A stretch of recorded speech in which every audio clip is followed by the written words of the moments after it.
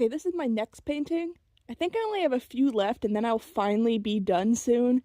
This is another one that's based off of a show that I was fixated on as a kid.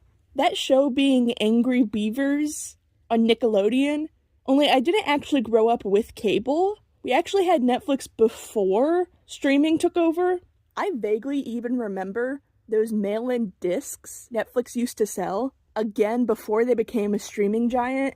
It was funny though, going to my grandma's on my mom's side of the family, or even going to hotels on vacation, cable seemed like the coolest thing ever when we got to watch it there on those special occasions. Also here, I really messed up on the checkerboard pattern and just couldn't figure out a way it made sense, and in the end, it still doesn't look perfect, but it's good enough. But yeah, it wasn't until we moved into the country where there wasn't very reliable internet that we switched to cable, and we used it for a few years. However, it's expensive, which is annoying because it also has like so many ads. And if you're paying $50 to $100 a month like we did, it seems only fair you wouldn't get ads. But I feel like there was hardly 5 to 10 minutes of a show before another 2 to 3 minute ad slot started. And it's why I think cable is probably collapsing right now as an industry, and is only really held up by older people who are used to it, or like in our case, people who can't get streaming.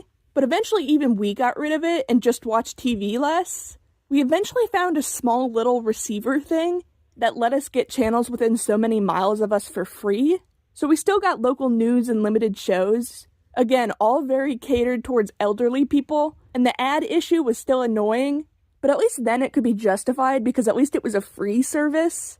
But eventually I learned how to hook up my data hotspot to it. Ever since living in the country with limited internet, we've had unlimited data since it still worked out there. So I would be able to watch things like Netflix and YouTube again. Only nowadays, Netflix doesn't have as good a selection of cartoons, or at least not within the US. I think you could still watch Angry Beavers on a different country's Netflix, which is stupid, again, because if you're paying for all of that, you should be able to have access to their entire catalog. Although I'm sure there's some copyright or rights reason they do this, but it's not very fun for the consumer. Copyright and rights issues will be the death of art and creativity. Anyways, enough of me ranting and raving about cable, and back to the actual painting. My goal is to make it very colorful and bright, with bold shapes, kind of like the ones that are in the show's opening, specifically these triangles that I'm taking directly from the theme song segment. I'm also specifically doing the blonde beaver with the purple nose, because he's more identifiable, and I actually remember him being my favorite as a kid.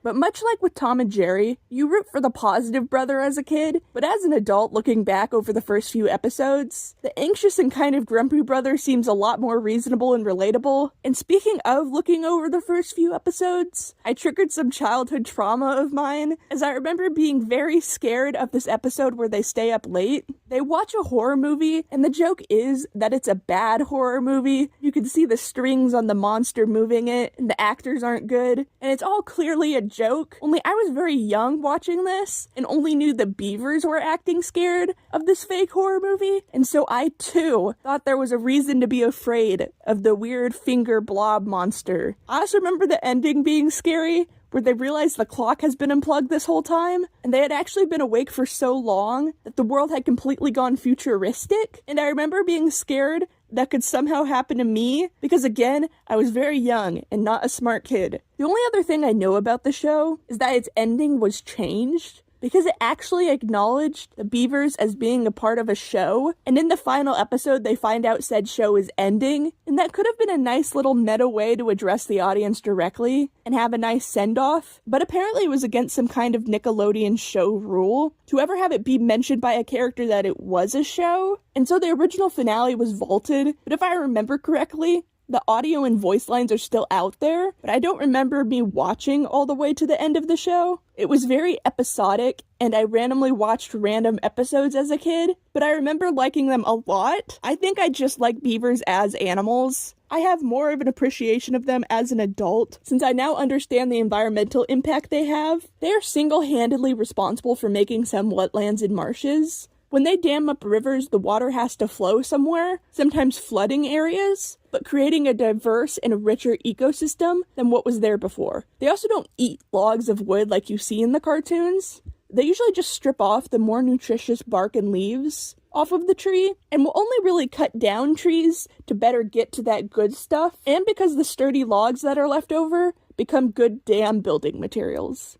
If I remember correctly, some cities by rivers actually have to put netting around their decorative trees to protect their trunks so they don't get gnawed on and killed by beavers. But beavers are very cool animals. They're technically a keystone species for the fact that they create and maintain entire habitats and environments for other animals, and it increases the biodiversity, which is always a good thing for ecosystem health. Also, it's funny that the lighter tone of purple I'm using for the ground almost perfectly matches the purple mat I have down on my desk that I record these videos on. Anyways, fun fact, beavers have orange teeth because they actually have iron in their teeth, and iron oxidizes to make that brownish orange color, but it makes their teeth stronger for their tree chewing activities. And like other rodents, their teeth grow throughout their entire lives. And so the whole chewing on and cutting down tree thing actually allows them to maintain it at a reasonable length. And for a less fun fact, back in the past when the fur trade was much bigger, they used a gland that is alarmingly close to a beaver's butt to make artificial vanilla scents and flavors. And so that's right, they used the beaver butt goo to make all kinds of sweet confections to eat. And since its source was all too natural, companies could usually get away with just labeling it as natural flavoring. So to be fair, most of the public weren't aware that they were eating butt goo, but it's still an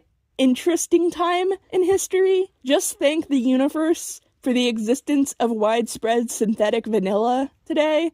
Otherwise, it would be much rarer to taste vanilla as a flavor, since anyone who's looked into it could tell you actual real vanilla is stupidly expensive. But that's actually because vanilla is a seed pod for a type of tropical orchid. It's why you sometimes see a picture of a flower on vanilla-flavored things. And orchids are notoriously hard to keep alive, let alone thrive enough to put all of their energy and resources into making a seed pod. So it makes sense why they're so expensive and hard to farm, but it also means if you are dedicated and masochistic enough and like to suffer, you could grow your own vanilla orchid. Sorry for another side tangent, but on the topic of the fur trade, it was really lucrative and a big part of early North American trade and economics, but it would eventually have pretty devastating impacts on wildlife, but especially the beaver. With their high-quality waterproof coats, they were extra sought after. And the fur trade even brought some species to complete extinction. I never even knew a sea mink ever existed, but that's because it's gone now. And we still are screwing over minks for the fur trade. If I understand correctly,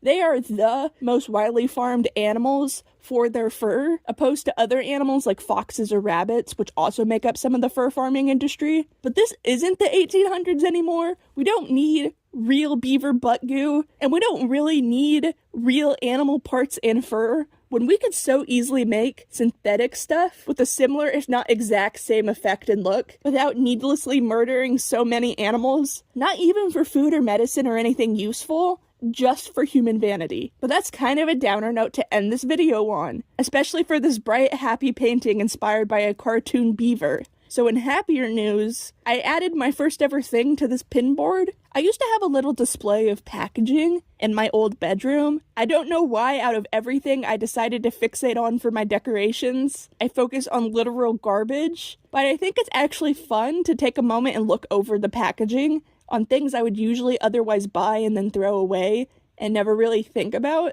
But if the packaging is seasonal or looks cool, especially if it has animals on it, I usually like to add it to a collage, and I notice I'm more likely to eat food gifts, like special candies or snacks given to me, with this in mind. I used to be, and still kind of am, the type of person to hold on to things like that and never eat it, only to then have to eventually throw it out because it's expired. But I feel like here, I'm more likely to eat things if it means I could keep the wrapper from my wall. I don't know, it still might be weird to collect and display literal trash, but I like it. I think it adds something different for my walls aside from just the canvas paintings.